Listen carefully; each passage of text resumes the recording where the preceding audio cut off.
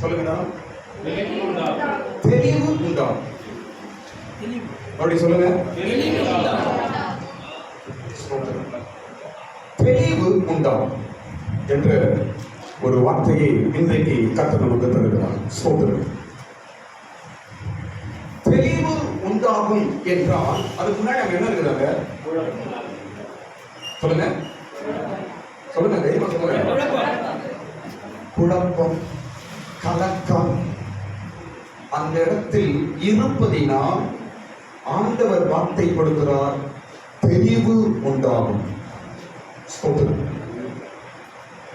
குழப்பத்திலும் கலக்கத்திலும் இருக்கிற தேவ பிள்ளையே, பிரதர், சிஸ்டர், உன் குழப்பம் என்ன? உன் கலக்கம் என்ன? எந்த காரியம் உன்னை கலக்கிக் கொண்டிருக்கிறது? எந்த விஷயம் உன்னை குழப்பிக் கொண்டிருக்கிறது? இன்றைக்கு இயேசு உன்னோடு பேசுகிறார். நீ வந்திருக்கிற இடம் இயேசுவின் பிரசன்னம். இன்றைக்கு உனக்கு நல்ல வார்த்தையை கொடுக்கிறார். என்ன அந்த வார்த்தை என்றால், நான் உனக்கு தெளிவை உண்டாக்குவேன். தெளிந்த புத்தி, தெளிந்த மனது மிக முக்கியம்.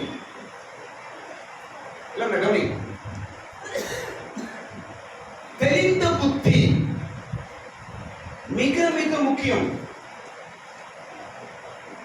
ஒரு குடும்பமா இருக்கட்டும், பிள்ளைகளா இருக்கட்டும், வாழ்க்கையா இருக்கட்டும், எல்லாவற்றுக்கும் தேவையானது மிக முக்கியம் தெளிந்த புத்தி.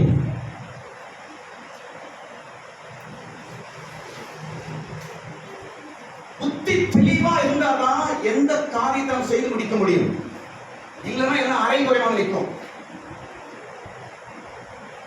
தெளிந்த புத்தி இருந்தால்தான் நாம் முன்னேறதுக்குண்டான வழிகளை நாம் கண்டறியும். தெளிந்த புத்தி. பாருங்க, தெளிந்த புத்தி எங்க இருக்குதோ அங்கு பலம் இருக்கும். தெளிந்த புத்தி எங்க இருக்குதோ அங்க என்ன இருக்கும்? சத்தமா சொல்லுங்க. பலம். பலன் இருந்தால் வேலை முடிக்கலாம், பலன் இருந்தால் சாதிக்கலாம், பலன் இருந்தால் ஓடலாம், பலன் இருந்தால் கஷ்டப்படலாம்.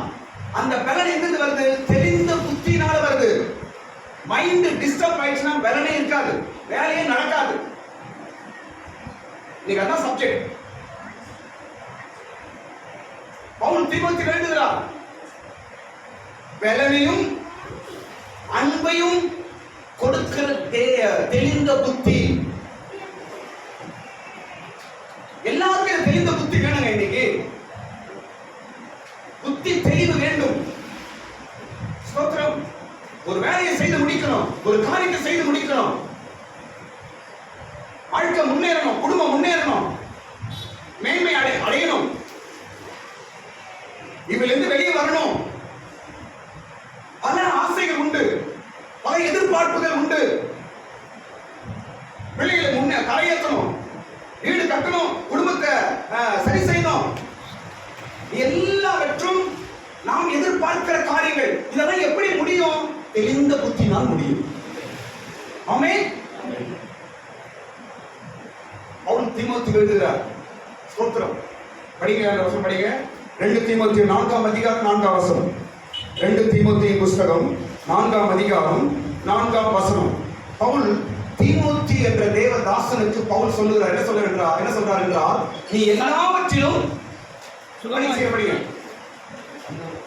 படிங்க. சத்தியத்துக்கு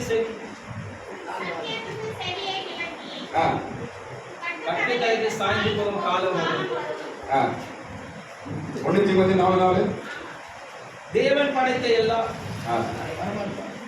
சரி. 2 தீமோத்தேயு 4ஆம் அதிகாரம் தான். கொஞ்சம் வாசிக்க பாருங்க. நீ எல்லாவற்றிலும் தெளிந்த புத்தி உள்ளவனாயிரு. நீ எல்லாவற்றிலும் என்னவாயிரு? நீ தெளிந்த புத்தி உள்ளவனாயிரு. நீயோ எல்லாவற்றிலும் மனத்தெளிவுள்ளவனாயிரு. மனத்தில் எந்த வசனம் பாரு? 5ஆம் வசனம். 2 தீமோத்தேயு 4:5 அப்படி படி தம்பி. நீயோ ஆ. எல்லாவற்றிலும் ஆ. மனத்தெளிவுள்ளவனாயிரு. போதும். நீயோ எல்லாவற்றிலும் மனத்தெளிவுள்ளவனாயிரு. மனத்தெளிவு அங்க போட்டுருது. நான் உங்களுக்கு புரியும்படி சொல்றேன். புத்தி தெளிந்தவனாயிரு. தெளிந்த புத்தி வேணும். எங்க ஊழியக்காரங்க சொல்றாரு. அப்ப நம்மளுக்கு மிக முக்கியம் ஸ்தோத்திரம். ஏன் ஒரு வேலையை செய்து முடிக்காம போகிறோம் என்றால் தெளிந்த புத்தி இல்லாதனாலதான். ஏன் ஒரு வேலை பாதியிலே நிற்குது என்றால் தெளிந்த புத்தி இல்லாதனாலதான். தெளிந்த புத்தியை குழப்பங்கள் கெடுக்கிறது. சப்ஜெக்ட் கொஞ்சம் சீக்கிரம் டக்குனு நான் போயிடுவேன். ஃபாலோ பண்ணிட்டே இருங்க. ஸ்தோத்திரம். தெளிந்த புத்தியை கெடுக்கிறதுக்கு கலக்குகிறான், குழப்புகிறான். யார வேணா. அப்ப தெளிந்த புத்தி எங்க இருக்குதோ உங்க பலன் இருக்கும். ஸ்தோத்திரம். நீங்க பலத்தை தேடாதீங்க, தெளிந்த புத்தியை தேடுங்க. அவ்வளவு முடிவு போச்சு. கன்ஃபியூஸ் ஆகாத, டிஸ்டர்ப் ஆகாத. இது நம்ம பேசுறோம். இன்னைக்கு கன்ஃபியூஸும் டிஸ்டர்பும் தான் பல வேலைகளை நம்மால் செய்ய முடியாமல் நம்மை அப்படியே நிக்க வைக்குது, முன்னேற முடியாமல் செய்கிறது. ஆவிக்குரிய வாழ்க்கையா இருக்கட்டும், குடும்ப வாழ்க்கையா இருக்கட்டும், எந்த காரியமா இருக்கட்டும், ஏன் முன்னேற்றம் இல்லை? ஏன் ஒரு காரியத்தை நாம் அதை கையெடுத்து செய்து முடிக்க முடியாமல் போகிறோம் என்றால் புத்தியில தெளிவில்லை. தெளிந்த புத்தி இல்லாதனால. ஸ்தோத்திரம். இன்றைக்கு ஆண்டவர் பேசுகிறார்.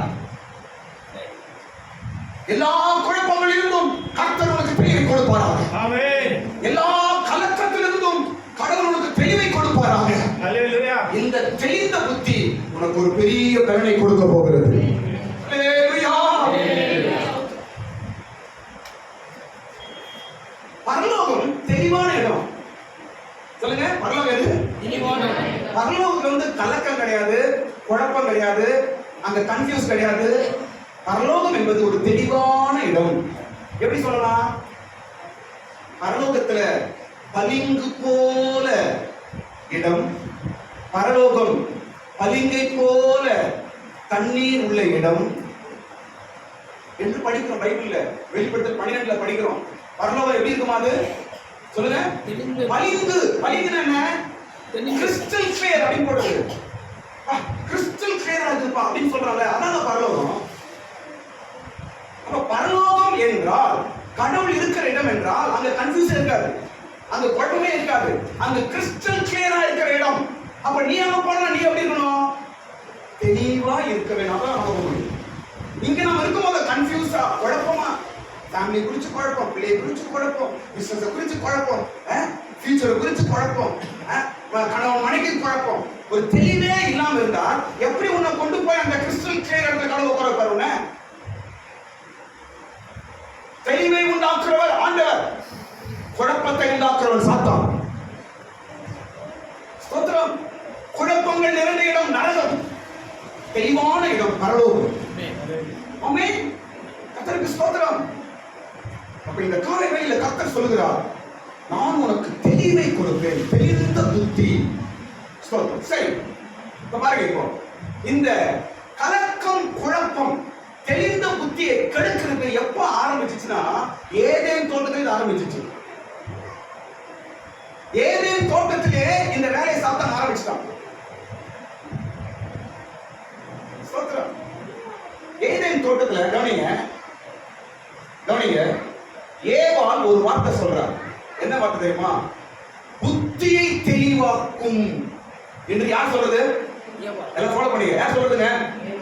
ஏவா ஏதேன் தோட்டத்தில் சொல்றார், புத்தியை தெளிவாக்கும் அப்படின்னா எனக்கு ஒரே இது சப்ஜெக்ட் படிப்பது ஒரு குழப்பம். என்னடா இது? கடவுள் மனுஷன் சிரிச்சுக்கும் ஒரு குழப்பத்தோட சிரிச்சிட்டாரு இல்லையே. அப்ப இந்த அம்மா என்ன புத்தி தெளிவு எங்க சொல்லுது இந்த அம்மா அப்படின்னு நான் சப்ஜெக்ட் படிக்க ஆரம்பிச்சேன். 3ஆம் அதிகாரம் 4ஆம் வசனம் படிங்க. ஆதியாகமம் 3ஆம் அதிகாரம் 4ஆம் வசனம் படிங்க. அந்த ஏவாள் பாருங்க, அந்த வார்த்தையை ஏன் யூஸ் பண்றாவோ? புத்தியை தெளிவாக்கும். அப்ப அந்த அம்மா அவ்வளவு சீக்கிரம் டிஸ்டர்ப் ஆயிடுச்சா? அவ்வளவு சீக்கிரம் குழப்பம் ஆயிடுச்சா? என்ன என்ன நடந்தது? படிங்க. ஆதியாகமம் 3ஆம் அதிகாரம் 4ஆம் வசனம் படிங்க. அப்பொழுது சர்ப்பம் ஸ்திரியை நோக்கி, இன்னும் கீழே 6 நினைக்கிறேன். அந்த பழம் அப்பொழுது ஸ்திரியானவள் ஆ. அந்த விருட்சம் ஆ. புசிப்புக்கு நல்லதும் ஆ. பார்வைக்கு இன்பமும் ஆ. புத்தியை தெளிவிக்கிறதற்கும் போதும். என்ன சொல்றாவ? புத்தியை தெளிவிக்கிறதற்கும் அப்ப ஏவாள் என்ன ஆயிருக்கிறாங்க? என்ன சொல்றா இப்ப இங்க? புத்தியை தெளிவாக்குறது அப்படின்னு சொல்லி ஏவாள் சொல்றா. அப்படி என்றால் அவன் என்ன நிலைமையில் இருக்கிறான்? குழப்பத்தில் அப்ப அந்த குழப்பம் எங்க ஸ்டார்ட் ஆயிடுச்சு? ஏதேன் தோட்டத்தில் ஸ்டார்ட் ஆயிடுச்சு. மனிதனை சாத்தான் வேலை செய்கிற முதல் காரியம் குழப்பம். மனிதனை குழப்புகிறவன் சாத்தான். இன்றைக்கு குடும்பங்களில குழப்பம், உன் மனதில குழப்பம், வீட்டுல குழப்பம். ஏன்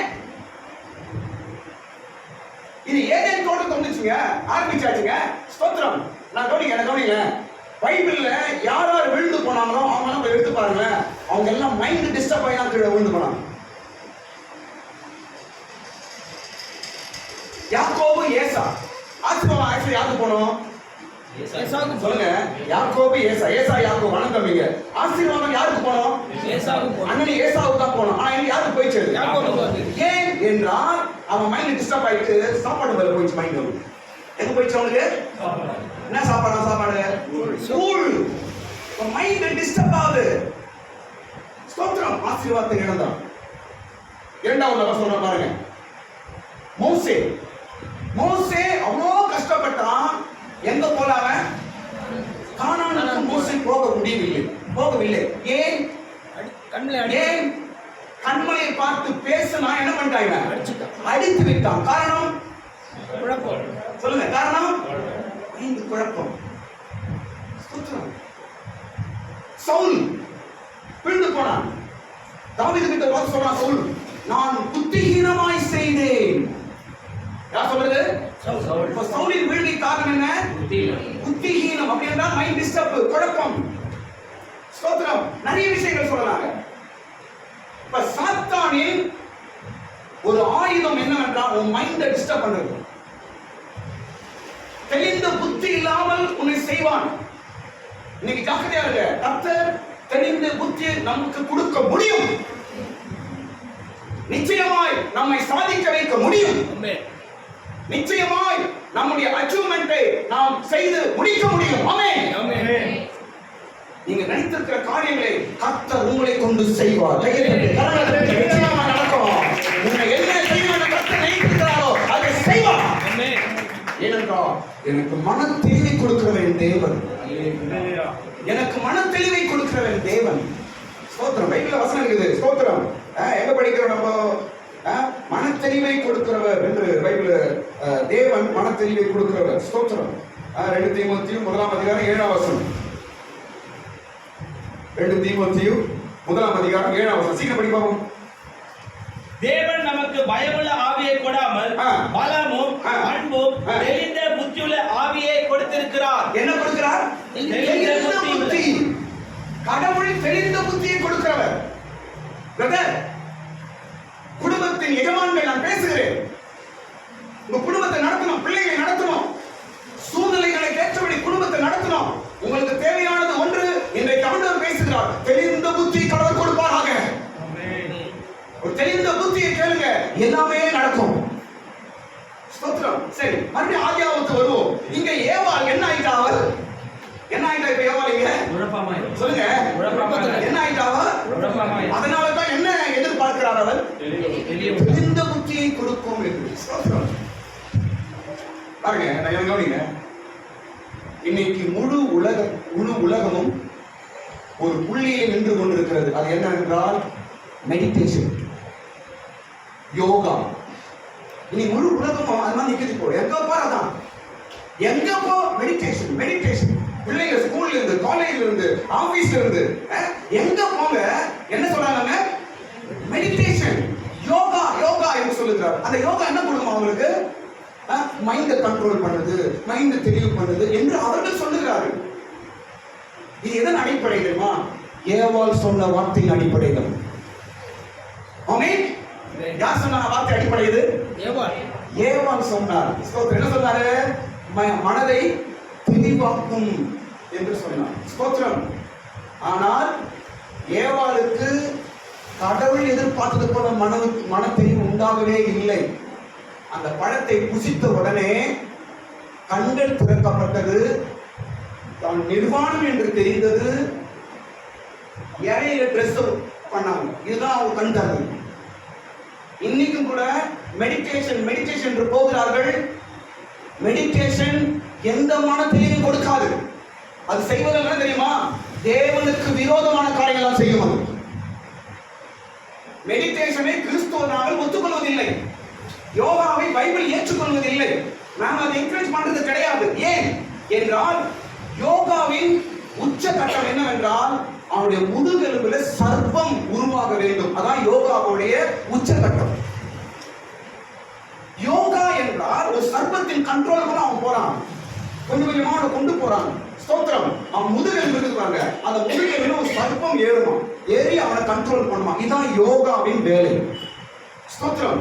அப்ப கிறிஸ்தவர்கள் நாங்கள் எப்படி ஒத்துக்கொள்ள முடியும்? இல்லையே. ஸ்தோத்திரம். ஆனால் பைபிள் சொல்லுகிறது தேவன் தெரிந்த புத்தியை தருகிறார். தேவன் மனதை தெளிவாக்குகிறார். என் மனதை என் இயேசு தெளிவாக்க முடியும். ஸ்தோத்திரம். ஸ்தோத்திரம். யோகா இப்ப சில ஆண்டுகளுக்கு முன்பாய் வந்தது. ஆனால் பல நூற்றாண்டுக்கு முன்பாய் எங்கள் வேதம் சொல்லிக் கொடுத்திருக்கிறது.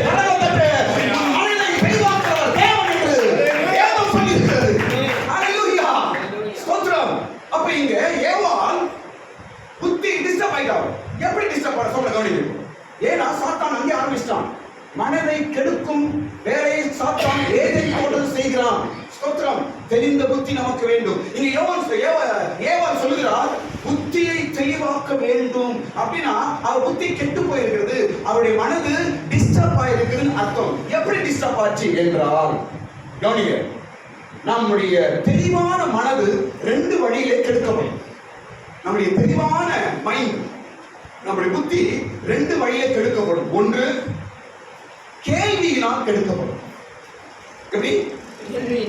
சொல்லுங்க. கேள்வி. இப்ப இங்க ஏவாளுக்கு எப்படி டிஸ்டர்ப் ஆச்சு? 3ஆம் அதிகாரம் முதல் வசனம் பாருங்க. சாத்தான் கேள்வியை கொண்டு வந்து மைண்ட்ல போட்டான். ஆதியாகமம் 3ஆம் அதிகாரம் முதல் வசனத்துல ஏவாளின் மனது எப்படி குழப்பிட்டு எப்படி கெட்டு போயிட்டு என்றால் முதல் வார்த்தை சொல்லுங்க. முதல் வசனம் என்னங்க? கேள்விதான். சோத்ரம். ஏவா ஏறுதோட மாட்டாங்க. சோத்ரம். அப்போ கவனிங்க, முதலாவது என்ன? கேள்வியை கொண்டு வைக்கிறான். ஸ்தோத்திரம். நான் சொல்றேன் கவனிங்களேன். குடும்பமா இருக்கட்டும், வாழ்க்கையா இருக்கட்டும், ஸ்தோத்திரம், கேள்விகள் இருக்கக்கூடாது. கேள்விகள் நமக்கு உண்டாகக்கூடாது. ஸ்தோத்திரம். கேள்விகளை உண்டாக்குறவன் சாத்தான்.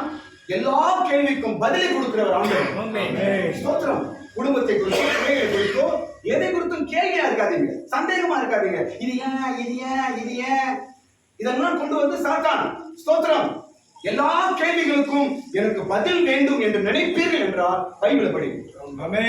குடும்பத்தின் கேள்விக்கு பதில் கிடைக்கும், உன் பிள்ளைகளின் கேள்விக்கு பதில் கிடைக்கும். ஸ்தோத்திரம். உன் எதிர்காலத்தின் கேள்விக்கு பதில் கிடைக்கும். ஸ்தோத்திரம். கேள்விகளை நீ ஜெயிக்க வேண்டும் என்றால், கேள்விகளை நீ தாண்ட வேண்டும் என்றால், கேள்விகளுக்கு பதில் கிடைக்க வேண்டும் என்றால் வேதத்தை படி. டெய்லி பைபிள் ரீடிங் ஹாபிட்டா கொண்டு வாங்க. கர்த்தருக்கு ஸ்தோத்திரம். கர்த்தர் உங்க மனதை தெளிவாக்குவார். ஸ்தோத்திரம். இனி பல ஃபெயிலியருக்கு காரணமே நம்முடைய மைண்ட் சரியில்லாதனாலதான். குழப்பமான மனது தெளிவில்லை. ஸ்தோத்திரம். என்ன செய்யணும்னு தெரியல, எங்க போறதுன்னு தெரியல, எங்க வரணும்னு தெரியல, என்ன சாப்பிடுறேன்னு தெரியல அப்படின்னு நம்ம சொல்றோம். காரணம் என்ன? மனது தெளிவில்லை. இன்னைக்கு மனிதன் அப்படிதான் வாழ்ந்து கொண்டிருக்கிறான். ஸ்தோத்திரம். மனுஷன் பார்த்தா நல்லா இருக்கிற மாதிரி தெரியும், ஆனா ஏதோ ஒரு போதையில் இருக்கான். ஏதோ ஒரு மைண்ட் அவன் சரியில்லாம தான் சுற்றி கொண்டிருக்கிறான். அதற்கு காரணம் சாத்தான். இன்றைக்கு அவிதமான உன் மனதை கெடுக்கிற வல்லமைகளை கர்த்தர் இன்றையோடு துரத்துவாராக. கர்த்தர் உனக்கு ஒரு தெளிவான மனதை தருவாராக. தெளிவான மனது நமக்கு வெற்றியை கொடுக்கும். பாருங்க. அப்ப ஏவாள் எப்படி அவன் மனது அங்க குழப்பப்பட்டதோ, எப்படி அது? கேள்வியினால். ஸ்தோத்திரம். கேள்வியை கொண்டு வச்சான் சாத்தான். ஏவாள் கன்ஃபியூஸ் ஆயிட்டோம், படிக்கிறான். ஸ்தோத்திரம். பாருங்க. அடுத்த சொல்ல கவனிங்க. ஆதாமும் ஏவாளும் குழப்பத்தில் தான் இருந்தார்கள் என்பதை இன்னொரு அடையாளம் சொல்ற கவனிங்க. ஏதேன் தோட்டத்தில் ஆதாமும் ஏவாளும் குழப்பத்தில் தான் இருந்தார்கள் என்பதை நான் தெளிவாக சொல்ல முடியும். என்னால ஒரு அடையாளம் சொல்ற கவனிங்க. ஸ்தோத்திரம். அந்த பழத்தை சாப்பிட்டு கூட அவங்களுக்கு தெளிவு வரல. அவங்க ஏமாந்தாங்க. எப்படி இன்றைக்கு மனிதன் யோகாவை காட்டி காட்டி உனக்கு தெளிவு தரும், தெளிவு உண்டாக்கும், மைண்ட் கண்ட்ரோல் என்று சாத்தான் அந்த யோகாவை காட்டுறானோ, அதே போலதான் ஏதேன் தோட்டத்திலே சாத்தான் பழத்தை காட்டினான். மைண்ட் சரியாவும் என்று ஏவாளை வஞ்சித்த ஆவிதான் இன்றைக்கு உலகத்திலும் கிரியை செய்து கொண்டிருக்கிறார். ஸ்தோத்திரம். ஏவாளும் ஆதாமும் குழப்பத்தில் தான் இருந்தார்கள் என்பது ஒரு அடையாளம் சொல்றேன், கவனிங்க. பழத்தை சாப்பிட்ட பிற்பாடு ஆதாமும் ஏவாளும் ஒளிந்து கொண்டார்கள். என்ன சொல்றாங்க? ஒளிந்து கொண்டார்கள். யார் ஒளிவார்? பயந்தவர்கள். யார் ஒளிவார்? பயந்தவர்கள், திருடர்கள். அதை நான் உங்களுக்கு புரியுற மாதிரி சொல்றேன். குழப்பத்தில் இருக்கிறவன் தான் ஒளிவான், பயத்தில் இருக்கிறவன் தான் ஒளிவான். ஸ்தோத்திரம். தெளிவா இருக்கிற ஒளிவான நான் சரியா இருக்கிறப்பா, நான் ஏன் ஒளியணும்? நான் சரியா இருக்கிறேன், நான் ஏன் ஒளியணும்? நான் ஏன் பயப்படணும் அப்படின்னு நம்ம சொல்லுவோம், அப்படிதானே? அப்ப ஆதாம் ஏன் ஒளிந்தான்? ஆதாம் ஒளிவதற்கு காரணம் என்ன சொல்லுங்க? குழப்பம், தெளிவில்லை. ஸ்தோத்திரம். ஏன் சொல்ல வருகிறேன் என்றால், இந்த மன தெளிவை கெடுக்கிற வல்லமை சர்வத்துக்குடையது. அதனால் இன்றைக்கு நீங்கள் முடிந்த வரைக்கும் அந்த யோகால இருந்து வெளியே வரணும். பிள்ளைகளா இருக்கட்டும், ஃபேமிலியா இருக்கட்டும், எந்த இடத்தில் இருந்தாலும் உங்களால் முடிந்த வரைக்கும் அவைகளிலிருந்து நீங்கள் வெளியே வர வேண்டும். அது சர்ப்பம் பழத்தை காட்டி யோவானை வஞ்சித்தது போல இன்றைக்கு அந்த யோகா என்ற அந்த பேட்டர்னை காட்டி நம்மை வஞ்சித்துக் கொண்டிருக்கிறது. ஆனால் ஒரு தெளிவும் வராது. கடைசியில் கர்த்தரை விட்டு ஓடி ஒளியிடமாக நாம் மாறி போய்விடுவோம். ஆமென். சரி, இப்ப அடுத்த சப்ஜெக்ட், மெயின் சப்ஜெக்ட் வரேன். குயிக்கா முடிக்க போறேன். 3 நபர்களை குறித்து நான் பைபிளில் சொல்ல போறேன். புத்தி குழப்பத்தில் இருந்த 3 நபர்கள். அவர்கள் புத்தி அடைந்த பிற்பாடு எப்படி மாறினார்கள்? அவர்கள் புத்தி குழப்பத்தில் இருக்கும் பொழுது அவங்க வாழ்க்கை எப்படி இருந்தது என்பதை குறித்து 3 நபர்களை குறித்து நான் சொல்லி நான் முடிக்க போறேன். ஸ்தோத்திரம். வெளிச்சமே இல்லை இங்க. ஸ்தோத்திரம். சரி, ஓகே. 3 நபர்களை நாம் பார்க்கிறோம். ஸ்தோத்திரம். ஒருவன், கவனிங்க, ஒருவன் புத்தி குழப்பத்தினால் இருந்ததினால் அவன் பின்வாங்கி போனான். இன்னொருவன் புத்தி தெளிவில்லாததனால் அவன் சாத்தானினால் பிடிக்கப்பட்டான். 3வது நபர் புத்தி குழப்பத்தில் இருந்ததினால் அவன் மிருகமாய் மாறினான். இதான் 3 பேர். ஆனா பைபிள் இவங்க 3 பேரை பத்தி 3 பேருக்கு ஒரே வார்த்தை கொடுக்குது. பைபிள் என்ன தெரியுமா? புத்தி தெளிந்த பிற்பாடு. புத்தி தெளிந்து, புத்தி தெளிந்து. 3 நபர்கள் புத்தி குழப்பத்தில் இருக்கும்போது அவர்கள் எப்படி இருந்தார்கள், புத்தி தெளிந்த பிற்பாடு அவர்கள் எப்படி இருக்கிறார்கள் என்று சில காரியங்கள் நான் சொல்றேன், கவனிங்க. ஸ்தோத்திரம். முதல் நபர் யார் என்றால், கவனிங்க, முதல் நபர் யார் என்றால் கெட்ட குமாரன். யார் சொல்லுங்க? கெட்ட குமாரன். ஸ்தோத்திரம். வசனம் எனக்கு சரி, நான் அப்படியே ஓவரா சொல்லிட்டு போறேன், நீங்க ஃபாலோ பண்ணீங்க. முதல் நபர் யார் என்றால், கவனிங்க, யார் முதல் நபர் சொல்லுங்க? கெட்ட குமார் என்ற சப்ஜெக்ட் நான் படிக்கும் பொழுது, பைபிள படிக்கும் பொழுது, அவன் புத்தி தெளிந்து அப்படின்னு பைபிள போட்டிருக்கு. அவன் புத்தி தெளிந்து என்று போட்டிருக்குது. படிங்க, லூக்கா 15ஆம் அதிகாரம் 17ஆம் வசனம். ஒரு வசனம் மட்டும் படிங்க, அப்புறம் போயிடலாம். ஸ்தோத்திரம். லூக்கா 15ஆம் அதிகாரம் 17ஆம் வசனம். இந்த கெட்ட குமாரன், கவனிங்க, அவனுக்கு புத்தி தெளிந்த பொழுது என்ன வாங்க? புத்தி தெளிந்து. கவனிங்க, நம்முடைய சப்ஜெக்ட் தெளிந்த புத்தி. ஸ்தோத்திரம். இப்ப இங்க கெட்ட குமாரன், இவனுக்கு என்ன அவதிப்பா? அவனுக்கு புத்தி என்ன அவதிப்பா? அவனுக்கு புத்தி தெளிகிறது. அப்ப அது முன்னாடி எப்படி இருக்கிறான்? குழப்ப புத்தியில இருக்கிறான். ஸ்தோத்திரம். குழப்ப புத்தி இருந்திருக்கிறான். இப்போது அவனுக்கு புத்தி தெளிகிறது. ஸ்தோத்திரம். பின்மாற்றம். தெளிந்த புத்தி நமக்கு வேண்டும். இன்னைக்கு அநேக பின்மாற்றம் என்ன சொல்றேன். பின்மாற்றம் ஏன் உன் வாழ்க்கையை சம்பவிக்கிறது என்றால், நீ மைண்ட் எங்க டிஸ்டர்ப் ஆயிருக்கு. உனக்கு உன் மைண்ட் ஏதோ தப்பாயிட்டு இருக்குது. உன் மைண்ட் ஏதோ டிஸ்டர்ப் ஆயிருக்குது. அதனாலதான் நீ பின்மாற்றத்தில் போய் கொண்டிருக்கிறார். இன்றைக்கு ஆண்டவர் ஒரு தெளிந்த புத்தியை நமக்கு தருவாராக. ஸ்தோத்திரம். பாருங்க, என்ன கவனிங்க. இந்த புத்தி தெளிந்து என்று தமிழ்ல போட்டிருக்குது. இந்த வார்த்தைக்கு இங்கிலீஷ்ல அல்ல, இடத்தும் புத்தி தெளிந்த தமிழ்ல, ஆனா 3 வார்த்தைக்கும் இங்கிலீஷ்ல வேற வேற வார்த்தை போட்டிருக்கு. நல்லா இருக்குது, அதான் நான் சொல்றேன். இந்த இடத்துல புத்தி தெளிந்து என்று தமிழ்ல போட்டு இங்கிலீஷ்ல he came to himself அப்படின்னு போடு. he came to himself. அப்ப அது முன்னாடி எப்படி இருக்காரு? அதுக்கு முன்னாடி என்ன? somebody's control இருக்காரு. ஆமென். எப்படி இருக்காரு? யாரோ ஒருவருடைய கண்ட்ரோல்ல இருந்திருக்கிறாரு. ஸ்தோத்திரம். ஏன் பின்மாற்றம்? புத்தி தெளிந்து என்று சொல்வதற்கு இந்த இடத்துல இங்கிலீஷ் சொல்லப்பட்ட வார்த்தை, அவன் தன் சுய புத்திக்கு வந்தான். அப்ப அதுக்கு முன்னாடி somebody's control இருந்திருக்கிறார். அவரு அவன் வாழ்க்கையிலே போச்சு. பிரியமான நண்பனே, பிரியமான தேவ பிள்ளையே, இன்றைக்கு யாருடைய கண்ட்ரோல் நீ இருக்கிற? உன் புத்தி தெரிய வேண்டும். ஸ்தோத்திரம். கர்த்தர் இன்று உன்னோடு பேசுகிறார். உன் புத்தி தெளியும் பொழுது நிச்சயமாய் ஒரு வெற்றியை நீ பார்க்க போகிறாய். ஸ்தோத்திரம். இப்போ இவன் somebody's controlல போயிட்டான். இவன் இந்த கெட்ட குமாரன் இப்போ came to himself வராரு. அதுக்கு முன்னாடி அவர் எப்படி இருந்தார் என்றால், ஒரு 5 விஷயம் சொல்றேன் பாருங்க. எப்படி இருந்தார் என்றால், அதாவது மைண்ட் நம்ம டிஸ்டர்ப் ஆகும்போது, புத்தி கெடும்போது நமக்கு நடக்கிற 5 காரியங்கள். நம்பர் 1, இந்த கெட்ட குமாரன் புத்தி கெட்டு போய் இருந்த புத்தி குழம்பி இருக்கும் பொழுது அவன் இடத்துல இருந்த 5 காரியங்கள் சொல்றான் பாருங்க. முதல் காரியம் என்ன தெரியுமா? தேவ சித்தத்திற்காக காத்திருக்கவே மாட்டார்கள். நீயும் பயத்தை உண்டாக்கும் வார்த்தை. எல்லாரும் கவனிங்க. தேவ சித்தத்திற்காக அவர்கள் காத்திருக்க மாட்டாங்க. ரொம்ப அர்ஜென்ட் இன்ஸ்டன்ட் வேலை உடனே முடிய நினைப்பாங்க. யார் தெரியுமா? மைண்ட் டிஸ்டர்ப் ஆயிருக்கிறது. எப்படி சொல்லலாம் என்றால், இவன் புத்தி கெட்டு போனதுனால, தெரிந்த புத்தி இல்லாதனால, அவனுடைய ஆஸ்தி அப்பாவே கொடுப்பதற்கு முன்பாகவே இவன் என்ன பண்றாங்க சொல்லுங்க, கேட்டு வாங்குகிறான். அப்போட ஆஸ்தி யாருக்குங்க? சொல்லுங்க, அப்போட ஆஸ்தி யாருக்குங்க? பிள்ளைகளுக்கு தான். அப்பா கொடுக்கதான் போறாரு உனக்கு. எப்போ? ஒரு நாள் வரும், ஒரு நேரம் வரும். அப்போ அப்பா உங்களை கூப்பிட்டு கொடுக்க போறாரு. உனக்கு என்ன அவசரம்?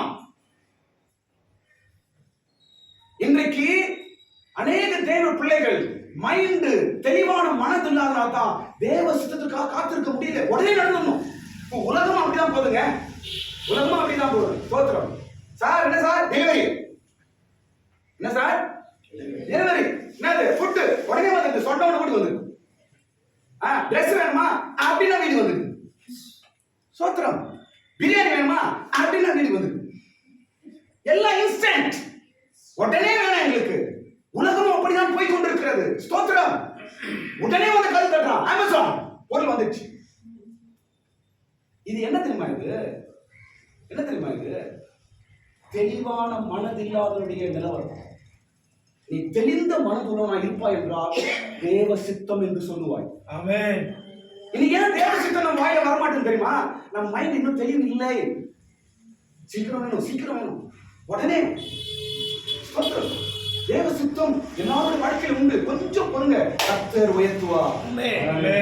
கொஞ்சம் பொறு. பொறுமையே கிடையாது. யாருக்கு பொறுமை இல்லை தெரியுமா? மைண்ட் டிஸ்டர்ப் ஆயிருக்கு, பொறுமையே இருக்காது. இந்த கெட்ட குமாரன் இவன் வந்து தெளிந்த மைண்ட் கிடையாது. இப்போ அவன் somebody's controlல இருக்கிறான். அவன் மைண்ட வேற ஏதோ கண்ட்ரோல் பண்ணுது. அதனால அவனுக்கு பொறுமை இல்லை இன்னைக்கு. ஸ்தோத்திரம். இரண்டாவது காரியம் பாருங்க. இந்த இடத்துல இவன் மைண்ட் குழப்பமா இருந்ததுனால இரண்டாவது காரியம் என்னமா? அப்பா விட்டு தூரம் போனான். புத்தி தெளிவு இல்லாததுனால அவன் என்ன செய்யறான்? அப்பா விட்டு தூரம் போகிறான். அப்பா யாரு? ஏசப்பா. ஸ்தோத்திரம்.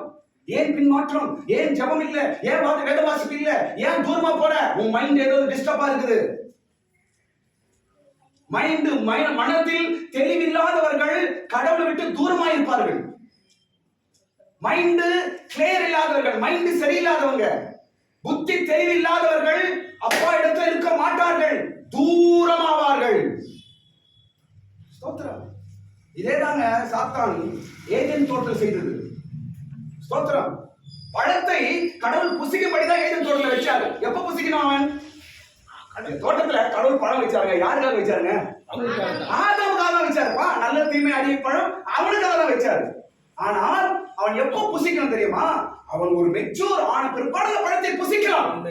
ஆனால் அவன் மெச்சூர் ஆகிறதுக்கு முன்னாடியே சாப்பிடு சாப்பிடு சாப்பிடுன்னு சொல்லி அந்த பழத்தை கண்ணுல காட்டி காட்டி காட்டி அவன் ஒண்ணு இல்லாம ஆகி போட்டான். பிஞ்சிலேயே பழுத்து போன மாதிரி போட்டான்.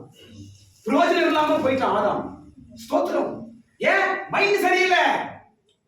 அப்பா விட்டு தூரம் பண்ணிட்டான், கடவுள் விட்டு தூரம் பண்ணிட்டான். ஸ்தோத்திரம். இன்றைக்கு உன் மனது சரியில்லாதனால்தான் நீ தேவனை விட்டு தூரம் போய் கொண்டிருக்கிறாய். கர்த்தர் உனக்கு தெளிவான மனதை கொடுப்பாராக. மூன்றாவது காரியம் என்ன தெரியுமா? மூன்றாவது, இவன் வாழ்க்கையில அழிவும் குறைவும் உண்டாயிற்று. ஸ்தோத்திரம். என்ன உண்டாயிற்று? அழிவும் குறைவும் உண்டாயிற்று. அவன் ஆஸ்தியெல்லாம் அழிந்து போச்சு. அவனுக்கு உண்டானது எல்லாம் குறைந்து போச்சு. ஸ்தோத்திரம். ஏனென்றால் மைண்ட் சரியில்லை. ஏன் குறைவு? ஏன் அழிவு? ஸ்தோத்திரம். குடும்பமா இருக்கட்டும், செய்த காரியமா இருக்கட்டும், எந்த குறைவும் எந்த அழிவும் எந்த நஷ்டமும் எந்த நஷ்டமும் நம்ம வாழ்க்கையில வரக்கூடாது. ஒருவேளை ஏதோ ஒரு நஷ்டம் வருதுன்னா உடனே நீங்க அதை தேவனிடத்தில் ஒப்பு கொடுத்து இன்னும் கண்டுபிடிக்கணும். ஸ்தோத்திரம். நம்முடைய மைண்ட் மனது சரியில்லை என்றால் நஷ்டம் உண்டாகும். இந்த கெட்ட குமாரனுக்கு மனது சரியில்லாதனால நஷ்டம் உண்டாயிற்று. அடுத்த காரியம் சொல்ல பாருங்க. அடுத்து என்னவென்றால் அவன் வேலை மாறி போச்சு. கவனிங்க, அவன் வேலை என்ன மாறிச்சுப்பா? அவனுக்கு இப்ப என்ன பண்ணி மேய்க்கணும். அப்பா அவனை பண்ணி மேய்க்கிறதுக்கு வந்தார் அவன். கவனிங்க, அவனுடைய ப்ரொஃபஷன் என்னங்க? ஒரு முதலாளுடைய பிள்ளை, அவங்க உயர்ந்த அப்பாவோட பிள்ளை எப்படி இருக்க வேண்டியவன் இன்னைக்கு அவன் ப்ரொஃபஷன் என்ன மாறிடுச்சு? பண்ணி மேய்க்கிறவனா போயிட்டான். காரணம் மைண்ட் டிஸ்டர்ப், தெளிந்த மனதில்லை. இன்றைக்கு கர்த்தர் உங்க மேல வைத்த திட்டம் என்ன? கர்த்தர் உங்களை அழைத்த திட்டம் என்ன? கர்த்தர் உங்க குடும்பத்திற்கு என்ன தீர்மானம் வச்சிருக்கிறார்? எதற்கு உங்க குடும்பத்தை கொடுத்தார்? எதற்கு பிள்ளைகளை கொடுத்தார்? எதற்கு உனக்கு இந்த இந்த இந்த சாக்கியத்தை கொடுத்தார்? எதற்கு இந்த காரணம்? தேவ சித்தம் என்ன? நீ எப்படி போயிட்டு இருக்கிற கண்டுபிடி. மைண்ட் உன் கண்ட்ரோல் இல்ல, கடவுள் கண்ட்ரோல் இல்ல, இஸ் சம்படிஸ் கண்ட்ரோல் இருக்குது. அது ஸ்தோத்திரம். கர்த்தர் அதை திருப்புவாராக. போகும் வழி சரியில்லை. ஸ்தோத்திரம். அகப்பட விட்டு போய் கொண்டிருக்கிறாய். தேவ சித்தம் இல்லாமல் அவசரப்படுற. ஸ்தோத்திரம். ப்ரொஃபஷன் மாறுது, நஷ்டம் வருது, குறை உண்டாகுது. காரணம் மனது தெளிவில்லாததுனால. ஸ்தோத்திரம். அடுத்த காரியம் கடைசி பாருங்க. அவன் ஃபுட்டு மாறுதுங்க. ஐந்தாவது என்ன மாறுது அவங்கிட்ட? என்ன சாப்பிடுறாரு அவரு? என்ன சாப்பிடுறாங்க? என்ன சாப்பிடுறாரு? பன்றிக்கு போட வேண்டிய ஃபுட்டை இவன் சாப்பிடுறாரு. ஃபுட்டு மாறுது. நான் சொல்ல கவனிக்கல. சாப்பாட்டு விஷயத்துல ரொம்ப ஜாக்கிரதையா பத்திரமாய் கண்ணு கருத்துமா இருக்கணும். புரியுதுங்களாங்க? அது கிடைக்குது, இது கிடைக்குது, இது கிடைக்குது, ஜங்க் ஃபுட்டு, அது இது நீ வாங்கி சாப்பிட நினைச்சு அவன் மைண்ட் டிஸ்டர்ப் ஆகுது அர்த்தம். நீ ஒரு மென்டல் அப்படின்னு அர்த்தம். பைபிள் சொல்லுது, நான் சொல்லுது. இனி உலகமே ஃபுட்டெல்லாம் மாறி போகுதுங்க. உலகத்துக்கு எல்லா ஃபுட்டும் மாறி போகுது, எல்லா சாப்பாடெல்லாம் மாறுது. எல்லாமே காரணம் என்னமா? அவன் மைண்டை சாப்பிட மாத்திட்டான், முடிஞ்சு போச்சு. ஸ்தோத்திரம். மத்தியானம் சாப்பிட வேண்டிய நேரத்துல காலை டிஃபன் சாப்பிடலாம். நைட்டு சாப்பிட வேண்டிய சாப்பிடாத அப்பதான் காலை டிஃபன் சாப்பிடலாம். மத்தியானம் சோறு எப்படானா 1 மணிக்கு, அப்புறம் உட்காந்து கறி சாப்பிடுறான் 1 மணி. எல்லாம் மாறுது. காரணம் என்ன? சாத்தான் மனதை குழப்பி வைக்கிறான். தெளிந்த மனது இல்லாதனால இன்றைக்கு மனிதனுடைய நிலவரங்கள் மாறிக்கொண்டிருக்கிறது. ஸ்தோத்திரம். இவனுடைய மனது தெளிவானது எப்பொழுது என்றால், கவனிங்க, ஷார்ட்டா போறேன். இவனோட மனது தெளிவானது எப்படி என்றால், அப்பா கிட்ட வந்து மன்னிப்பு கேட்டான், தாழ்த்தினான். அவன் மனது தெளிவாய் மாறிடுச்சு. என்ன சொல்றாங்க அந்த கட்டகுமாரன்? ஐயோ, உமக்கும் பரத்துக்கும் உமக்கும் என்ன செய்தேன்? பாவம் செய்தேன், என்ன மன்னிச்சிருப்பா அப்படின்னு பையன் வந்து அப்பா கிட்ட மன்னிப்பு கேட்கிறான். உடனே மனது தெளிவாய் மாறுகிறது. ஸ்தோத்திரம். இன்றைக்கு உன் மனதில் குழப்பங்கள் நீங்கும்படிக்கு கர்த்தர் பேசிக் கொண்டிருக்கிறார். உன் மனதை கெடுத்துக் கொண்டிருக்கிற வல்லமைகளுக்கு விரோதமாய் கர்த்தர் பேசிக் கொண்டிருக்கிறார். ஸ்தோத்திரம். இவன் பாருங்க, அவன் புத்தி தெளிஞ்ச உடனே அவனுக்கு உயர்வு உண்டாகுங்க. தெரியுமா? அவன் புத்தி தெளிஞ்ச உடனே அவனுக்கு என்ன கிடைக்குது? அவனுக்கு உயர்வு. உயர்வு, உயர்ந்த வஸ்திரம், அவன் காலுக்கு பாதரட்சை, அப்புறம் என்ன, அவன் விரலுக்கு மோதிரம், ஸ்தோத்திரம். வஸ்திரம் போடுறாங்க, அவனை உயர்த்துறார் தகப்பன். இத கெடுக்கிறதுக்கு தான் மைண்ட் டிஸ்டர்ப் பண்ணி வச்சான் சாத்தான். ஸ்தோத்திரம். உனக்குள்ள இருக்கிற உயர்வை கெடுக்கும்படிக்கு சாத்தான் உன் மனதை கெடுத்து கொண்டிருக்கிறான். ஸ்தோத்திரம். அவன் புத்தி தெளிகிறான். கெட்ட குமாரன் புத்தி தெளிகிறான். ஸ்தோத்திரம். அடுத்த நபர், இரண்டாவது நபர் சொல்ற பாருங்க. அடுத்த நபர், இரண்டாவது நபர், இவரை குறித்த பைபிள் சொல்லுதுன்னா அவன் புத்தி தெரிந்து எங்க படிக்கிறான் என்றால், படிங்க லூக்கா 8ஆம் அதிகாரத்தில், லூக்கா 8ஆம் அதிகாரத்தில் லேகியோன் என்ற ஒரு பிசாசு பிடிச்சவன், அவன் டிஸ்டர்ப் ஆயிருக்கிறான். அவன் இயேசு கிட்ட வந்து எப்படி இருந்தாவன்? புத்தி தெளிந்தவனா என்று எழுதப்பட்டிருக்கிறது. ஸ்தோத்திரம். முதல் புத்தி தெளிந்தவன் யாரு? பின்மாற்றக்காரன். இரண்டாவது புத்தி தெளிந்த யார்? இவர் யார்? இவரு லேகியோன் பிசாசு பிடித்த ஒரு மனிதன். அவசரம் படிக்க முடியுமா? படிங்க. அப்பொழுது சம்பவத்தை பார்க்கும் ஜனங்கள் புறப்பட்டு இயேசுவின் இடத்திலே வந்து, பிசாசுகள் விட்டு போன மனுஷன் வஸ்திரம் தரித்து இயேசுவின் பாதத்திலே உட்கார்ந்து புத்தி தெளிந்திருக்கிறதை கண்டு பயந்தார்கள். இப்ப அவனுக்கு என்ன ஆகுது? புத்தி தெரிந்து. இரண்டாவது ஆள், முதல் ஆள் புத்தி தெரிஞ்சு மாறிட்டார். இரண்டாவது ஆளுக்கு இப்போ புத்தி தெரிந்து. ஸ்தோத்திரம்.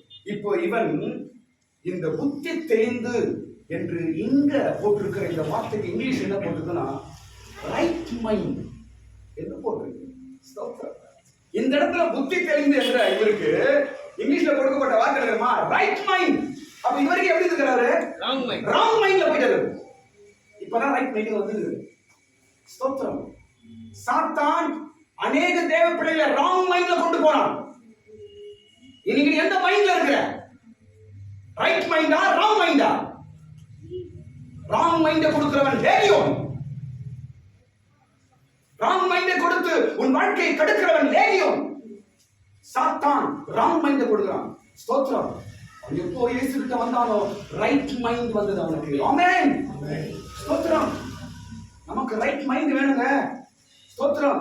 நீ மைண்ட்ல என்னென்ன காரியங்கள், எப்படி மைண்ட் குழப்பம், மனது குழப்பம், தெளிவில்லை, ஒரே கன்ஃபியூஸ் இருக்கிறதுனால தான் பல பிரச்சனைகளுக்கு காரணமாய் மாறுகிறது. ஸ்தோத்திரம். அவ எல்லாவற்றுக்கும் ஒரே தீர்வு, கர்த்தர் தெளிந்த புத்தியை கொடுப்பாராக, தெளிந்த மனதை கொடுப்பாராக. அல்லேலூயா. ஸ்தோத்திரம். இப்பதான் இவர் ரைட் மைண்ட் வந்திருக்கிறார். ஸ்தோத்திரம். அப்ப இவரு அந்த மனது குழப்பத்தில் இருக்கும்போது இவர் எப்படி இருந்தார்? ஒரு 4 காரியம் சொல்றேன் கவனிங்க. முதல் காரியம், அவர் எப்படி இருந்தார் என்றால் கட்டப்பட்டு இருந்தான். இவன் எப்படி இருந்தான்? கட்டப்பட்டு இருந்தான். சாத்தான் என்ன செய்யுதுங்க? என்ன செய்யுது சாத்தான்? இவனை கட்டப்பட்டு இல்லையா? என்ன செய்யுது? இவனை கட்டி வைத்தது. சமயம் அவன் கட்டி வைக்கிறான். ஸ்தோத்திரம். மைண்ட் சரியில்லை, தெரிந்த புத்தி இல்லாதனால் அவன் கட்டப்பட்டவனா இருந்தான். ஸ்தோத்திரம். இன்னைக்கு பல விஷயங்களை நம்ம மைண்ட் சரியில்லாததுனாலதான் சில பிரச்சனைகள் இன்னும் நம்ம வெளியே வராம இருக்கிறோம். நம்ம மைண்ட் சரியில்லாதனாலதான் சில குழப்பத்தில் இன்னும் வெளியே வராம இருக்கிறோம். நம்ம மைண்ட் சரியில்லாதனாலதான் சில பிரச்சனை இன்னும் உன்னை கட்டி வைத்திருக்கிறது. ஸ்தோத்திரம். உன் மைண்ட் சரியாச்சுன்னா எல்லா கட்டும் ஓப்பன் ஆயிடும். எல்லாவற்றுக்கான மைண்ட், எல்லாவற்றுக்கான மனது. பவுல் எழுதுகிறார், எல்லாவற்றிலும் புத்தி தெளிந்தவனாயிரு. வரும் நாட்களிலே கர்த்தர் நம்மை கொண்டு புதிய காரியங்களை செய்ய போகிறார். புதிய காரியங்கள் நடக்க போகிறது. இவனுக்கு இங்க புத்தி தெளிந்தவனாய் மாறினான். அதுக்கு முன்னாடி எப்படி இருந்தான்? அப்போ கட்டப்பட்டிருந்தான். இரண்டாவது பார்க்கும்போது அவன் எப்படி இருந்தான் என்றால், இரண்டாவது காரியம் பார்க்கும்போது அவன் எப்படி இருந்தான் என்றால் வனாந்திரத்தில் இருந்தான். எங்க இருந்தான் அவன்? வனாந்திரத்தில் இருக்கிறான்ப்பா. ஊர்ல இருக்க மாட்டான். அவன் எங்க இருக்கிறான்? காய்ந்து போனேன். ஸ்தோத்திரம். ஸ்தோத்திரம்.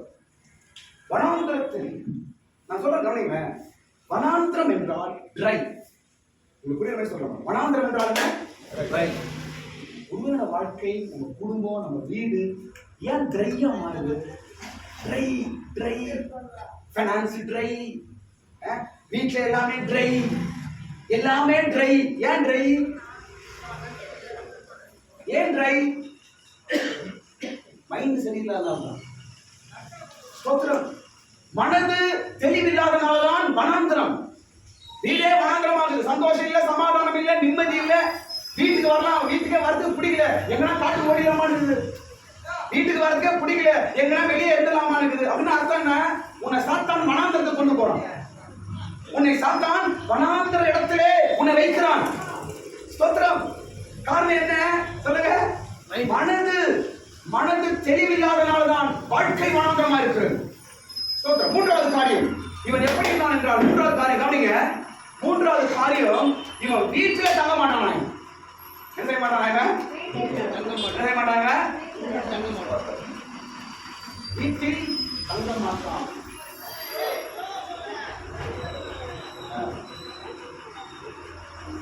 என்னது சொல்லுங்க? வீட்டில் தங்க மாட்டார்.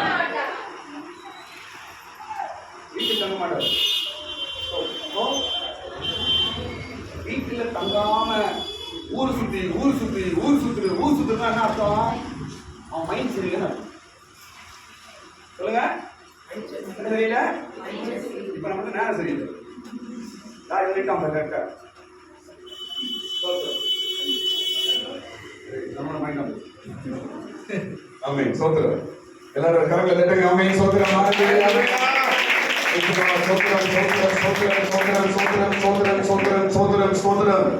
இவன் முதல் காரியம், இவன் கட்டப்பட்டிருந்தான். இரண்டாவது காரியம், இவன் வனாந்தரத்தில் இருந்தான். மூன்றாவது, வீட்டில் தங்க மாட்டான்.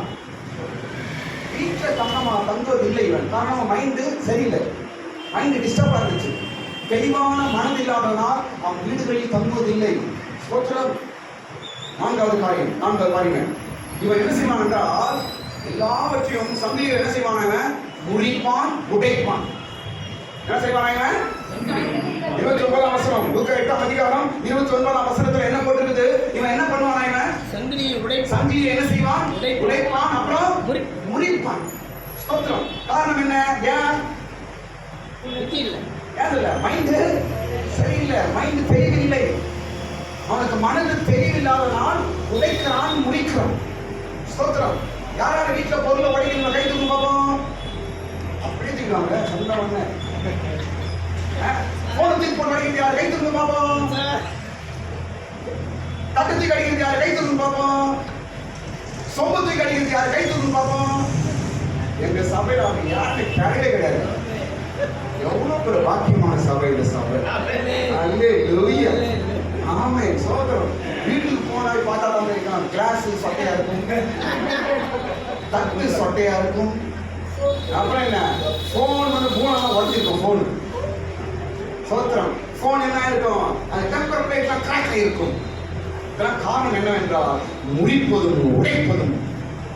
யார் என்றால் காரணம் நீ மென்டலா இருக்கிறேன்னு அர்த்தம். அப்ப வாங்கி சொன்னா நீங்க அப்படிதான் மென்டலு. தட்டத்தை கடிக்கலாம் மென்டலு, சொம்பத்தை கடிக்கலாம் மென்டலு. பைபிள்ல அப்படியே சொல்ல, நான் சொல்லல. அவன் மனது குழப்பத்தில் இருக்கிறான்.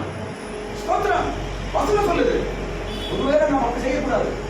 ஸ்தோத்திரம். சரி, இப்படி இருந்தவன் இவனுக்கு எப்படி புத்தி தெளிந்தது? நம்முடைய எப்படி இவனுடைய புத்தி எப்படி தெளிந்தது என்றால், இவன் இயேசுவின் பாதத்தில் உட்கார்ந்தான். அவனுக்கு தெளிந்த புத்தி கிடைத்தது. எங்க உட்கார்றாரு அவரு? இயேசுவின் பாதத்தில். குழப்பம், டென்ஷன், கன்ஃபியூஸ், ஒரே ஒரு மாதிரி தலை கெட்டு போயிருக்கு.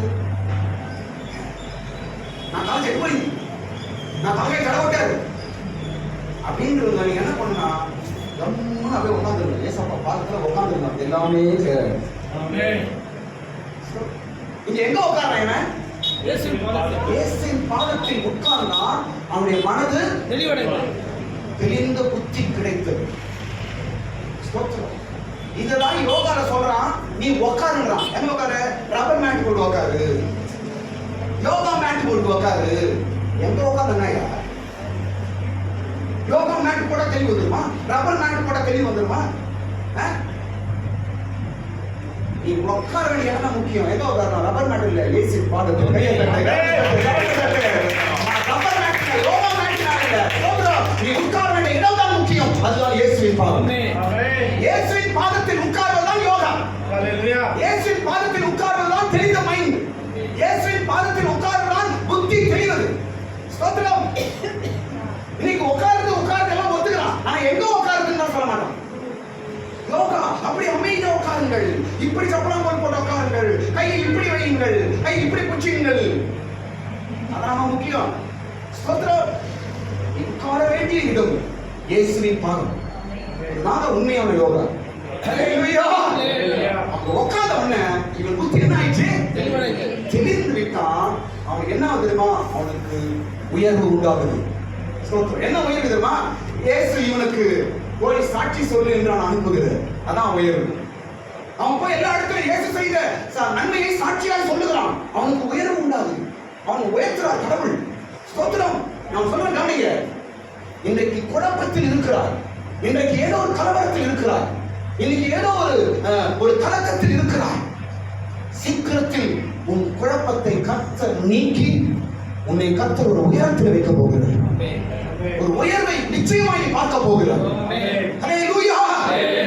அந்த உயர்வை உனக்கு கொடுக்கும்படிக்காக தான் கர்த்தர் இன்னைக்கு பேசுகிறார். நான் உனக்கு தெளிவை கொடுக்க போகிறேன். உன் குழப்பத்தை நீக்க போகிறேன். உன் தெளிவை உனக்கு தெளிவை உண்டாக்க போகிறேன். ஹalleluya.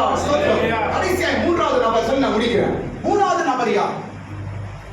புத்தி தெரிந்த மூன்றாவது நபர் யார்? முதல் நபர் யார் சொல்லுங்க? இரண்டாவது நபர் யாரு? லேகியோன் பிடித்த இரண்டாவது மனிதன். மூன்றாவது நபர் யார் தெரியுமா? நேபுகாத்நேச்சர், பாபிலோன் ராஜா. இவன் கூட புத்தி கெட்டு போயிருக்கான். இவனும் கூட புத்தி குழம்பி போயிருக்கான். ஒரு ராஜா. ஸ்தோத்திரம். அவன் ஏன் வீட்டுல நம்மளை விட்டுவான்? அவன் ஸ்தோத்திரம். இன்னைக்கு தெளிந்த புத்திகளை கர்த்தர் நமக்கு உண்டாக்குவாராக. தெளிந்த புத்தியை கர்த்தர் நமக்கு தருவாராக. எல்லாத்துக்கும் காரணமே குழப்பமான மைண்டு தான். எல்லாவற்றும் காரணமே குழப்பமான மைண்டு. தெளிந்த புத்தி இல்லாததான் காரணம். ஸ்தோத்திரம். தெளிந்த புத்தி உனக்கு வரும்போது பலனும் சேர்ந்து வரும், சக்தியும் சேர்ந்து வரும், பவரும் சேர்ந்து வரும். நீ நிறுத்தும். ஹalleluya. மூன்றாவது நபர் யார் தெரியுமா? நேபுகாத்நேச்சார். தானியேல் 4ஆம் அதிகாரம் 34ஆம் வசனத்தை நாம் படிக்கிறோம். தானியேலின் புத்தகம் 4ஆம் அதிகாரம் 34ஆம் வசனம் படிக்கும் பொழுது அவன் சொல்றான், என் புத்தி தெளிந்து. அங்கே வசனம் படிங்க, சீக்கிரம் படிங்க. நான் என் கண்களை வானத்துக்கு ஏறெடுத்தேன், என் புத்தி எனக்கு திரும்ப வந்தது. என் புத்தி திரும்ப வந்தது. அதே அவன் புத்தி எப்படி இருந்தது? கெட்டு போயிருக்கு. எங்க போய் தெரியல. ஒரு ராஜா. ஸ்தோத்திரம். 3 பேர் புத்தி தெரியல. இந்த நாளைக்கு நம்முடைய புத்தியை கர்த்தர் தெளிவாக்கும். நம்முடைய புத்தியும் தெளிவாய் மாறட்டும். ஸ்தோத்திரம். சாத்தானின் பிடியில் இருந்து, பின்மாற்றத்தின் வல்லமை இருந்து கர்த்தர் நம்முடைய புத்தியை தெளிவாய் மாற்றுவாராக. இனிமே நம்ம எடுக்கிற டிசிஷன் நாம் சரியா இருக்க வேண்டும். இனிமே நாம் பேசுற வார்த்தை நாம் சரியா இருக்க வேண்டும். இனிமே நடக்கிற நடைகளை நாம் சரியா இருக்க வேண்டும். இனிமே நம்ம அழகிற இடங்களை நாம் சரியா இருக்க வேண்டும். இனிமே நாம் போகிற இடம் நாம் சரியா இருக்க வேண்டும். ஆமென். இனிமே நம்ம வீட்டுல நம்ம செய்யற காரியங்களை நாம் சரியா இருக்க வேண்டும். ஆமென். காரணம் என்ன தெரியுமா? உயர்வுக்கு வழி, உயர்வுக்கு வழி. ஹalleluya. ஸ்தோத்திரம். இந்த புத்தி தெளிந்தது. இந்த இடத்துல இங்கிலீஷ் என்ன போடுறது தெரியுமா? நான் என்ன சொல்றதுன்னா, என் புத்தி திரும்ப வந்தது அப்படின்னு அவன் சொல்றான். ஆனா இங்க மை அண்டர்ஸ்டாண்டிங். அண்டர்ஸ்டாண்டிங் புத்தி தான். ஸ்தோத்திரம். ஆனா யூஸ் பண்ற வார்த்தை மை அண்டர்ஸ்டாண்டிங். ஸ்தோத்திரம். அப்ப அதுக்கு அப்படி எப்படி இருந்திருக்காரு? ஒரு சரியான அண்டர்ஸ்டாண்டிங் புத்தி இல்லாம தான் இருந்திருக்கிறாரு. ஒரு ராஜா. யாராவது? நேபுகாத் ராஜா. புத்தி கெட்டு போயிட்டாரு. ராஜா புத்தி கெட்டு போச்சுன்னா நாடு கெட்டு போயிடும். ஸ்தோத்திரம். குடும்பத்துல நீங்க தான் ராஜா. நீங்க மைண்ட் டிஸ்டர்ப்னா முழு குடும்பம் டிஸ்டர்ப் தான். ஸ்தோத்திரம். நீங்க சரியான ரைட் அண்டர்ஸ்டாண்டிங் இருக்க வேண்டும். ஸ்தோத்திரம். அண்டர்ஸ்டாண்டிங் மைண்ட் இருக்கணுமே. புரிந்து கொள்கிற புத்தி இருக்கணும். இன்னைக்கு சாத்தான் அதை கெடுக்கிறான். மிஸ் அண்டர்ஸ்டாண்டிங் பண்றான். ஸ்தோத்திரம். புரிந்து கொள்ள முடியாமல் பண்றான். காரணம் குடும்பத்தை கெடுப்பதற்காக, உன்னுடைய மேன்மையை கெடுப்பதற்காக, உன் ஆசீர்வாதத்தை கெடுப்பதற்காக. ஸ்தோத்திரம். ஏவாளின் மனதை கெடுத்தார். ஸ்தோத்திரம். அப்ப இந்த இடத்துல பார்க்கும்போது இந்த இவன் புத்தி கெட்ட போது அவன் எப்படி இருந்தான் பாருங்க. மூன்று காரியங்கள் என்னுடைய புத்தி எனக்கு திரும்பி வந்தது என்று சொல்றான். அப்புறமா தான் வருது. அதுக்கு முன்னாடி அவன் எப்படி இருக்கான்? மூன்று காரியம். முதலாவது, நான் நான் என்று பெருமையா பேசுறான். என்ன பேசுறாங்க? 30ஆம் வசனத்துல, 4ஆம் அதிகாரம் 30ஆம் வசனத்துல இந்த ராஜா என்னவா பேசுறாரு? பெருமையாய் பேசுகிறார். நான் கட்டின பாபிலோன் என்று சொல்லுகிறார். ஸ்தோத்திரம். அவன் ஒரு வார்த்தை சொல்ற கவனிங்க. என்ன பாருங்க, உங்க வாயில பெருமையான வார்த்தை வருதுனாவே உங்க மைண்ட் தேவனுடைய கருத்து இல்லை என்று அர்த்தம். உங்க மைண்ட் வேற யார் கையில இருக்கு? உங்க மைண்ட், உங்களுடைய மனது தேவனுடைய கருத்து இல்லை என்று புரிந்து கொள்ளுங்கள். நானு நானு நானு எல்லாத்துக்கும் நானு எனக்கு நானு. ஸ்தோத்திரம். நான் கட்டின பாபிலோன். பெருமை எங்கிருந்து வருது? மனது புத்தி சரியில்லாம பெருமையான வார்த்தைகள் வருகிறது. இவன் புத்தி குழப்பத்தில் இருந்தான், புத்தி சரியில்லாத இருந்தான். அதனால் அவன் பெருமையான வார்த்தைகளை பேசுகிறான். ஸ்தோத்திரம். மனது எப்பவுமே தாழ்மையா இருக்கணும். கர்த்தரை உயர்த்துவார். நான் எனக்கு நான் தான் அகங்காரமாகவோ பெருமையாகவோ கர்வமாகவோ ஒருபோதும் பேசக்கூடாது. அப்படி பேசினாங்க உங்க மைண்ட் கர்த்தருடைய கையில இல்லை என்று அர்த்தம். உங்களுடைய மனது, உங்க புத்தி கடவுளுடைய கையில் இல்லை என்று அர்த்தம். ஸ்தோத்திரம். பெருமை என்பது விழுகைக்கு அடையாளம். பெருமை என்பது அழிவுக்கு அடையாளம். ஒரு நேரம் பெருமையா பேசிட்டாங்களோ அடுத்த முறை இதை சொல்லணும். இவரு பெருமையா பேசிட்டுமே ஆண்டவரே மன்னியும். இவர் புத்தி சரியில்லாதனால பெருமையா பேசினாரு. அதுக்கப்புறம் என்ன ஆகுது பாருங்க. இவர் புத்தி சரியில்லாதனால மனுஷர்களிட்ட இருந்து இவர் தள்ளப்பட்டார். யாருக்கிட்ட தள்ளப்பட்டார்? இவரு மனுஷரிடத்திலிருந்து தள்ளப்பட்டான் என்று எழுதப்பட்டிருக்கிற தானியேல் 4ஆம் அதிகாரம் 30ஆம் வசனமா கீழே இருக்கிறாங்க. 32ஆம் வசனத்தில் அவன் என்ன தள்ளப்படான்? அவன் மனுஷரிடத்திலிருந்து அவனை தள்ளப்பட்டான். மனுஷரிடத்திலிருந்து அவன் தள்ளப்பட்டான். காரணம் என்ன? நான் என்ற அகங்காரம். அது மாத்திரமல்ல, அவனோட புத்தி சரியில்லாத. புத்தி சரியில்லை. புத்தி சரியா இல்லாதனால மனிதரிடத்தில் தள்ளப்பட்டான். ஏன் மனுஷனுக்கு தான் தள்ளப்படுறோம்? ஒரு மனிதன் மனுஷனிடம் ஏன் தள்ளப்படுறான்? வாயின் வார்த்தையினால. வாய் சரியில்லாதான் என்ன பண்றாங்க? எப்ப இவன் சாகாசமான போ அப்படின்னு தள்ளி விடுறாங்க. புரியுதுங்களா உங்களுக்கு? உங்க வாய் சரிந்தா யாரும் உங்களை தள்ளி விடுவா? எல்லாரும் உங்களை நேசிப்பாங்க. ஸ்தோத்திரம். இந்த நேபுகாத் நேச்சாரு ஒரு ராஜா ஆள வேண்டியவன் ஜனங்களிலிருந்து இவன் தள்ளப்பட்டான். ஏன்? வாய் சரியில்லை, புத்தி சரியில்லை. நீங்க தள்ளப்படுறீங்களா? மற்றவங்களை குறை சொல்லாதீங்க. நம்ம கிட்ட ஸ்பாட் கண்டுபிடிங்க. ஸ்தோத்திரம். என்ன தள்ளுறாங்க, என்ன ஒதுக்குறாங்க, என்ன பேசுறது இல்ல அப்படின்னு அவங்க மேல குறை சொல்லாத. தப்பு உங்ககிட்ட. ஸ்தோத்திரம். இங்க ராஜாவை ஏன் தள்ளினாங்க? இவன் மைண்ட், மனது சரியில்லை. அடுத்ததாக இவன் வார்த்தைகள் என்ன சொல்றாங்க? நானு நானு நானு நானு அப்படின்றான். ஒருத்தங்கிட்ட போய் 10 வாட்டி நானு சொல்ல, ஏய் போனான்றான். முடிஞ்சு போச்சு. நடக்குச்சே வராம எல்லாத்துக்கும் நான் என்னத்துக்கு இருக்கப்பா? நானும் மனுஷன் இல்லை, எனக்கு தெரியாதா? 1000 வாட்டி நானும் சொல்லாதீங்க. 1000 வாட்டி நான் தான் எனக்கு தான் அப்படி சொல்லவே சொல்லாதீங்க. அப்புறம் உங்களை தள்ளி வச்சுருவாங்க. ஸ்தோத்திரம். குடும்பத்துக்கு தள்ளி வச்சுருவாங்க. ஸ்தோத்திரம். இப்ப இந்த ராஜா தள்ளப்பட்டான். காரணம் அவருடைய மனது சரியில்லாம. அடுத்த காரியம் சொல்ல பாருங்க. அடுத்தது இவன் மிருகமாய் மாறிட்டான். என்ன மாறிட்டாங்க? மிருகமாய் மாறிட்டாங்க. ஸ்தோத்திரம். மிருகமாய் மாறிட்டான். அந்த சப்ஜெக்ட் வீட்டுல படிச்சு பாருங்க. 30ஆம் அதிகாரம் படிச்சு 4ஆம் அதிகாரம் வீட்டுல படிச்சு பாருங்க. அவன் என்னவாய் மாறினான்? மிருகமாய் மாறினான். மைண்ட் சரியில்லை, கிளியர் மைண்ட் இல்ல, புத்தி சரியில்லாதனால மிருகமாய் மாறினான். ஒருத்த மிருகமே மாறுறானா காரணம் என்ன? சொல்லுங்க. மனது சரியில்லாதனாலதான். குடும்பத்துல முருக மாதிரி மாறிடும். சண்டை அப்படியே புருஷன் கரடி, பொண்டாட்டி புலி, பொண்டாட்டி புலி, புருஷன் கரடி, சத்தம் பயங்கரமா வீட்டுல எல்லாம் மிருகுங்க. ஸ்தோத்திரம். இந்த குட்டி புஸ்காங்கெல்லாம் அறிகுட்டிங்க. வீடே மிருகமாயி, வீடே சூ பழகுது. ஏன்? மைண்ட் சரியில்லை, தெளிந்த புத்தி கிடையாது, மைண்ட்ல ஏதோ குழப்பம், மைண்ட்ல ஏதோ டிஸ்டர்ப். அதனாலதான் உன் வீடு முருகம், உன் வீடு ஜூவா மாறுது. ஸ்தோத்திரம். ஏய், பொண்டாட்டி குஸ்தின்றது, பொண்டாட்டி புருஷன் குஸ்தின்றது, புருஷன் பொண்டாட்டி சேர்ந்து பிள்ளைகளை திட்டுது. நீதான் நீதான் நீதான். யாருங்க காரணம்? நீதான் நீதான் நீதான் மட்டும் சொல்றான். காரணம் தெரியுமா? உன் மைண்ட் தான் காரணம். உன் மைண்ட் சரியில்லை ஃபர்ஸ்ட். ஸ்தோத்திரம். இந்த நேபுகாத்நேச்சர் ஆள வேண்டியவன் விருதுமாய் மாறினான். காரணம் புத்தி சரியில்லை, குழப்பத்தில் இருக்கிறான், தெளிவில்லை. ஸ்தோத்திரம். நீ பாருங்க, குடும்பத்தில் ஏன் மிருகமான சுபாவம் கிரியை செய்கின்றால், கவனிங்க, மனது தேவனுடைய கண்ட்ரோல் இல்லாதனாலதான்.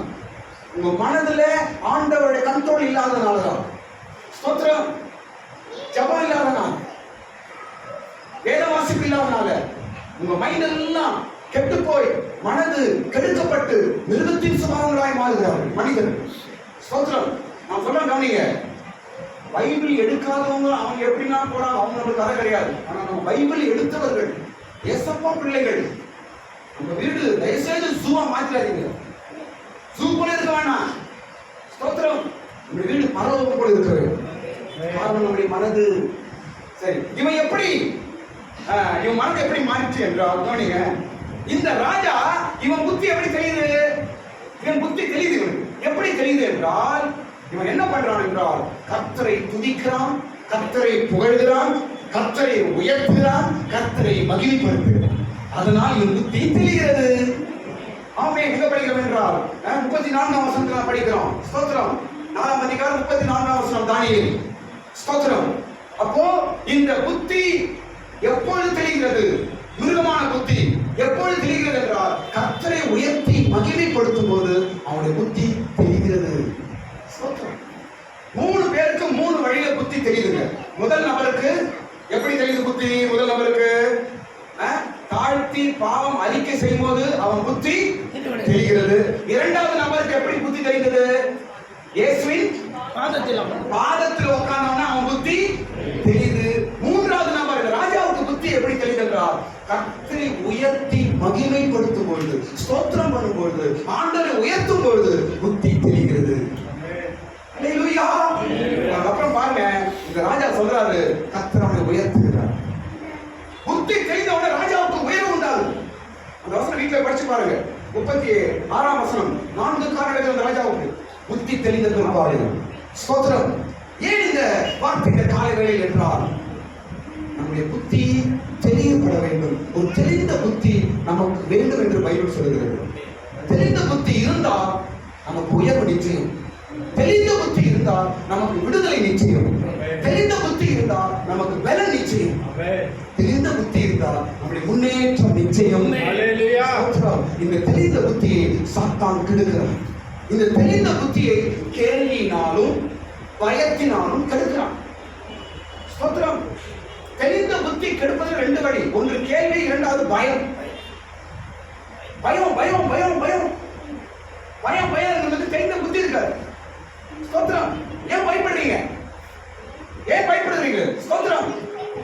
நான் சொல்ல பாருங்க, ஒருவேளை ஏதாவது ஒரு விஷயத்துல உங்களுக்கு பயம் அப்படின்னு நினைச்சீங்க, வெளியே சொல்ல மாட்டீங்க, மனசுல பயமா இருக்குதுன்னா ஒரு 1/4 மணி நேரம் முழங்கால் நில்லு.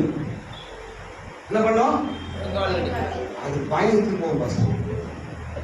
அதுக்கு பயமே பரவாயில்ல ஃபர்ஸ்ட். எங்க சொல்றது அப்படி? உன் பயத்தை நீ ஜெயிக்க வேண்டுமா? நேர் முட்டி ஒரு 15 நிமிஷம் நேர் முட்டி நில்லுங்க. பயத்தின் வல்லமை ஒரே ஓட்டம் ஓட முடியும். பயம் தெளிந்த புத்தியை கெடுக்கிறது. கேள்விகள் தெளிந்த புத்தியை கெடுக்கிறது. ஸ்தோத்திரம். கர்த்தர் சொல்கிறார், உனக்கு ஒரு தெளிந்த புத்தியை, தெளிவை கர்த்தர் தந்து உனக்கு உயர்வை கொடுக்க போறேன் என்று கர்த்தர் சொல்லுகிறார். ராஜாவுக்கு கொடுத்த உயர்வு அந்த லேகியோன் பிடித்தவனுக்கு கொடுக்கப்பட்ட உயர்வு, அந்த பின்மாற்ற கெட்ட குமாரனுக்கு கொடுக்கப்பட்ட உயர்வு நமக்கு உண்டு என்று கர்த்தர் பேசுகிறார். எல்லா கண்களை மூடுங்க, ஜெபம் பண்ணி முடிக்க போகிறோம். எல்லாவற்றிலும் தெரிந்த புத்தி உள்ளவனாக இரு.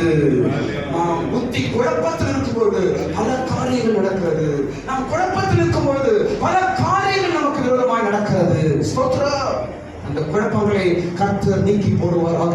ஒரு தெளிவான புத்தியை கர்த்தர் நமக்கு தருவாராக. அல்லேலூயா. ஸ்தோத்திரம். எல்லா காரியங்களும்